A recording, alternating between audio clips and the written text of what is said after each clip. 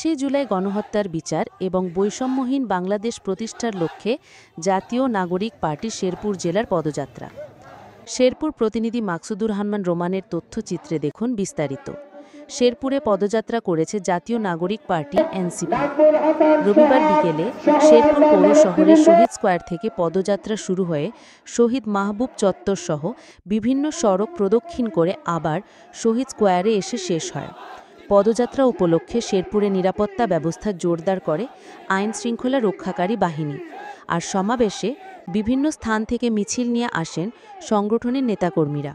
সমাবেশে এনসিপির আহ্বায়ক নাহিদ ইসলাম ছাড়াও দক্ষিণাঞ্চলের মুখ্য সংগঠক হাসনাত আবদুল্লাহ, উত্তরাঞ্চলের মুখ্য সংগঠক সার্জিস আলম, মুখ্য সমন্বয় নাসির উদ্দিন পাটোয়ারি, সিনিয়র যুগ্ম আহ্বায়ক সামান্তা শারমিন, সিনিয়র যুগ্ম সদস্য সচিব ডাক্তার তাসনিম জারা ও নাহিদা সারওয়ার চৌধুরী মিভা, সিনিয়র যুগ্ম মুখ্য সংগঠক সাইফুল্লাহ হায়দার, যুগ্ম আহ্বায়ক অনিক রায়, যুগ্ম সদস্য সচিব সালেহুদ্দিন সিফাত, যুগ্ম মুখ্য সমন্বয়ক আরিফুল রহমান তুহিন, যুগ্ম মুখ্য সংগঠক সাদিয়া ফারজানা দিনা প্রমুখ উপস্থিত ছিলেন।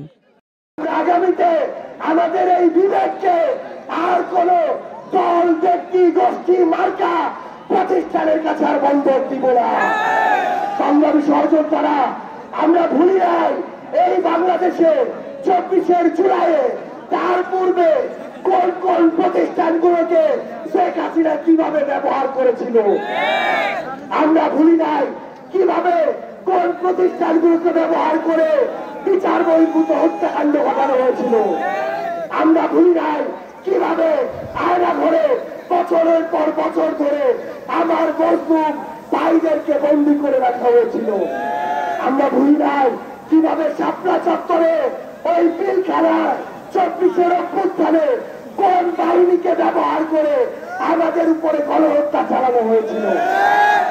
সংগ্রামী সহযোদ্ধারা, আগামীর বাংলাদেশকে হতে হবে সাহসের বাংলাদেশ। আগামীর বাংলাদেশকে হতে হবে সামনে এগিয়ে চলার বাংলাদেশ। আগামীর বাংলাদেশকে হতে হবে প্রতিরোধের বাংলাদেশ। আগামীর বাংলাদেশ হতে হবে অন্যায়ের বিরুদ্ধে মাথা উঁচু করে প্রতিবাদ করার বাংলাদেশ। শেরপুরের সংগ্রামী সহযোদ্ধারা, বিপ্লবের সহযোদ্ধারা, শেরপুরের আমাদের শের ভাই বোনেরা, আপনারা আজকে শেরপুরের উন্মুক্ত মঞ্চে একটা পথসভায় হাজার হাজার মানুষের যে জনসমুদ্র দেখিয়েছেন, এই জনসমুদ্র আমাদেরকে আজীবন আপনাদের জন্য লড়াই করে যাওয়ার অনুপ্রেরণা জুগিয়ে যাবে।